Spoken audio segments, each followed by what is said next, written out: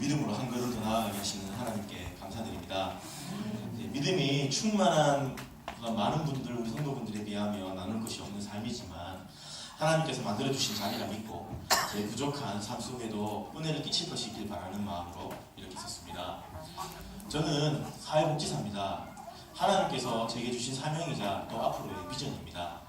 저는 어릴 적부터 척추가 옆으로 비는 척추 측만증으로 인해 늘 온몸을 휘감고 있는 보조기구를 착용하면서 8년 정도를 지냈습니다. 어릴 때부터 친구들로 놀림도 받기도 했지만 도움을 많이 받았습니다. 제 딴에는 특별하게 불편한 것이 없는데도 사람들은 저를 많이 배려해 주었고요. 또 도와주었기에 충분히 마음의 상처가 있을 법한 아이였지만 저는 큰 상처 하나 없이 잘 성장했습니다. 고3 때 진로를 두고 고민할 때 뚜렷한 꿈이었던 저는 여러 가지 진로를 고민하다가 사회복지과에 관심을 가지게 되었고 내가 도움을 받았듯이 나도 남을 돕고 싶다는 생각을 하면서 사회복지사의 길로 접어들었습니다. 지금은 경산에 있는 장애인종합복지관에 장애인분들 섬기는 일을 하고 있습니다. 이렇듯 제게 있어 사회복지는 하나님께서 인도하신 사명이자 그분의 계획이었다 확신하고 있습니다. 최근 그 사실을 더 확신하게 하는 일이 있었습니다. 제가 있는 부서는 주간 보호센터입니다. 어린이집처럼 낮 시간 동안 장애인분들이 오셔서 여러 가지 사회복지 서비스를 받고 집으로 돌아가시는 형태의 프로그램을 하고 있습니다. 저희는 국가에서 주는 보조금으로 일을 하고 있습니다. 시청에서 지은 건물에 사회복지법인이 위탁 계약을 받아서 그렇게 위탁 운영 방식으로 일을 하고 있기 때문에 시청의 입김이 매우 영향력이 큽니다. 공무원들의 역할이 굉장히 크고요. 작년 초여름 즈음에 시청에서 제가 있는 주간보호센터 제 부서가 장애인 복지관 안에서 운영해서는 안 된다. 밖으로 나가서 별도로 운영을 해라 라는 원칙을 내세우면서 말을 하기 시작했습니다. 저는 이해할 수가 없었습니다. 제가 있는 부서가 조금 특별성이 있는 건 사실입니다. 같은 건물 하나 있지만 이제 따로 이렇게 나누어져 있는 형태인데요. 하지만 경상북도 내에 10여 곳이 되는 저희와 똑같은 장애인 복지관 어느 곳에도 제가 있는 주간보호센터를 복지관 밖에서 나가서 운영하는 곳은 단 한 곳도 없습니다. 또 경북도 내 어느 시청도 그런 것을 문제 삼는 시청도 없었습니다. 지금까지는요. 그리고 밖에서 사설로 운영하는 동일업종의 주간보호센터는 열악한 곳이 정말 많습니다. 여러분들이 가끔 SOS나 이렇게 뉴스 통해서 보는 열악한 환경의 곳이 간혹 있습니다. 임대료조차도 감당하기 어려워서 열악한 환경을 개선하지 못하는 곳이 많고 아직 후원 문화가 활성화되지 못하는 우리나라에서 후원금을 많이 받아낸다고 해도 한계가 있습니다. 직원들도 장애인들도 힘들어하는 것을 저도 많이 봐왔습니다. 물론 좋은 서비스로 좋은 복지를 하는 것도 많습니다만 저로서는 부정적인 생각을 할 수밖에 없는 마음이었습니다. 보조금은 인건비 정도만 감당할 수 있는 수준이고요. 나머지는 장애인들이 내는 이용료와 지역사회 주민들이 주시는 후원금, 모금으로 모두를 감당해야 합니다. 시청에서는 복지관을 벗어나 좋은 환경으로 가라고 얘기는 하지만 기존에 지급되던 보조금 이외에 아무런 지원금을 더 줄 수는 없다라는 입장을 고수하였고요. 그저 자체적인 능력으로 장애인 가족들이 납득할 수 있는 좋은 환경으로 나가라고 고집만 피웠었습니다. 그 시절에는 정말 이가 갈릴 정도로 여러 번 분노를 했습니다. 입술로 죄도 많이 지었고요. 그래서 그때부터 1년 동안 저는 숨막히는 고통에 시달려야 했습니다. 시청이나 제가 일하고 있는 주체가 되는 법인 어느 곳에도 저에게 돈을 주겠다, 이것을 할 수 있도록 해주겠다라고 하는 곳은 한 군데도 없었습니다. 시청에서 계속된 압박으로 억지로 쫓겨나는 모양새가 되니까 함께 일하는 직원이 사직서를 내는 상황까지 되었고요. 복지관에서 발령해준 직원은 여러 가지 문제를 지속적으로 일으켜서 부서 운영이 더욱 힘들게 되었습니다. 하나님, 제게 도대체 왜 이러십니까? 성장을 위한 고난이라면 성장 같은 거 하기 싫으니 고난도 주지 마세요 라는 기도를 거짓 매일 했었습니다. 크고 싶지 않으니까 밥도 주지 마세요 많이 했었습니다.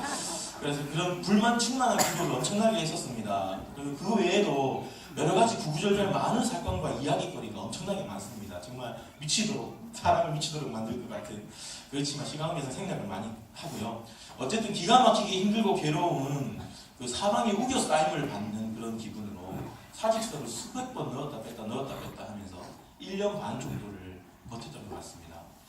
그 시간 동안에 저는 그 버틸 수 있었던 이유는 우리 목장에서 목자 목녀님의 기도와 격려가 너무 컸고요. 그리고 그를 통한 목사님의 상담을 통해서 전 정말 많은 위로를 받았었습니다. 그래서 그런 상담들 과정 속에서 오히려 고난 중에 은혜를 더 많이 겪고 간증거리를 더 많이 겪었던 것 같습니다.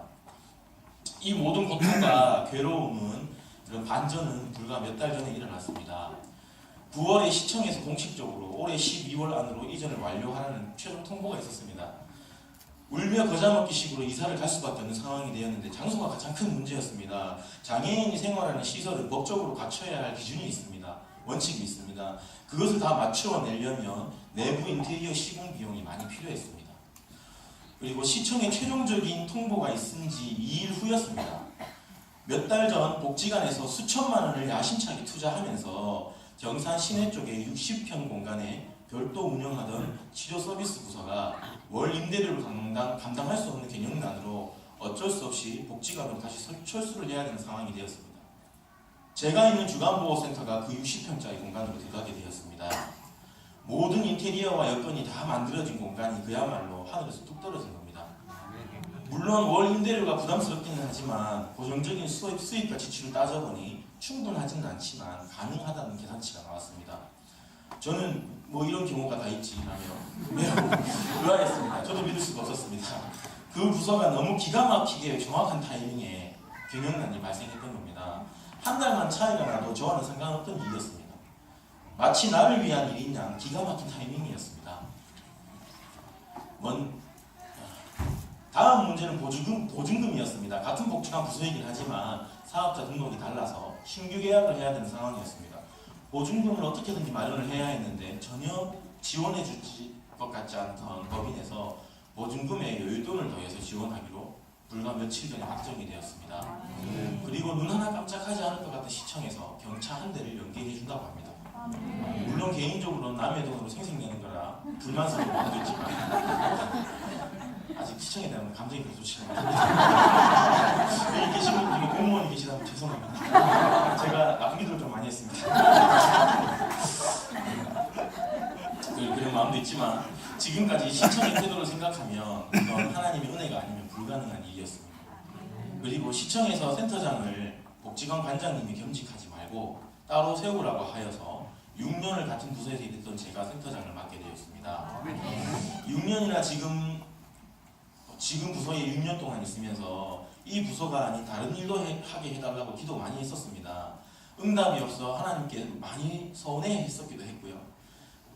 그런 가운데 지금 저는 얼떨결에 센터장까지 되는 상황이 되었습니다. 이것도 분명 하나님께서 하신 것이겠죠. 그렇게밖에 설명이 되지 않습니다. 성도분들 대부분 이렇게 생각하실 겁니다. 잘 됐네. 하나님 은혜네. 하지만 솔직한 제 마음은 아직도 혼란스럽기만 합니다. 저는 돈도 승진도 전혀 관심이 없습니다. 거짓말이라고 생각하시겠지만 정말 저는 그저 사회복지를 잘하는 것만 관심이 있습니다. 어느 위치에서 얼만큼 버는 건 그리 관심이 없습니다. 그리고 저는 제가 있는 부서에 대한 애정도 그렇게 크게 대단하지가 않습니다. 언제든 다른 업무를 하라고 하면 미련 없이 속 시원하게 떠날 수 있을 정도로 그 고난의 시간 동안에 업무에 대한 애증과 매너리즘이 많이 젖어 있는 상황입니다. 이런 내가 잘할 수 있을까? 열정도 그릇도 턱없이 모자른데 어떡하지? 라는 생각에 최근 매일같이 밀려드는 압박감과 중압감은 감당하기가 쉽지가 않습니다. 하나님께 매일 여쭈었습니다. 하나님, 내가 원하지 않았습니다. 그것들을 위해서 기도하지도 않았습니다. 그런데 이렇게까지 밀어붙이시는 이유가 무엇입니까? 하나님께서 지난 금요 부흥축제 때 감동 주시길, 주홍아, 네 힘으로 하는 게 아니다. 내가 하는 거다. 너는 그저 도구일 뿐이다. 그냥 시키는 대로 하면 돼. 하나님 인도하실 거라는 확신 가지고 기도하기로 마음을 계속 고쳐먹고 있지만 믿음이 보잘것없는 저는 아직도 근심과 두려움 속에 있습니다. 지난 1년 반은 제게 정말 지옥 같은 시간들이었습니다. 앞으로 계속 그런 괴로움에 또 처하게 된다면 잘 감당할 자신이 없습니다. 그 기간 동안 너무 괴로웠던 저는 일에 대한 열정도 장애인에 대한 사랑도 많이 식어버렸고 그저 하루하루 버티는 게 목적이었습니다. 하나님 원망도 많이 했었습니다. 이제는 총책임자로 운영해야 되는 상황이 되는 건데 지금도 고민하고 준비해야 될 게 정말 너무나 많고 앞으로 얼마나 어렵고 괴로운 일들이 날 기다리고 있을까라는 두려움이 계속 저를 괴롭힙니다. 참 믿음이 없습니다. 이런 내용을 간증을 해야 하나 고민도 했습니다만 가감 없이 솔직히 나누어야 되겠다 생각에 이렇게 나눕니다. 생각나실 때 성도분들의 기도 부탁드립니다. 하나님께서 인도해 주실 겁니다. 그래서 분명 잘 될 겁니다. 하나님 주시는 은혜는 놀라운데, 그리고 예수님께서 예수님의 십자가 앞에서의 내 고통과 내 문제는 정말 아무것도 아닌데 제가 믿음이 없습니다. 제가 믿음으로 잘 순종할 수 있도록 생각나실 때 많은 기도 부탁드리겠습니다. 부족한 저의 긴 간증 잘 들어주셔서 감사합니다. 하나님 은혜가 성도 여러분 삶 속에 항상 충만하시길 축복합니다. 감사합니다.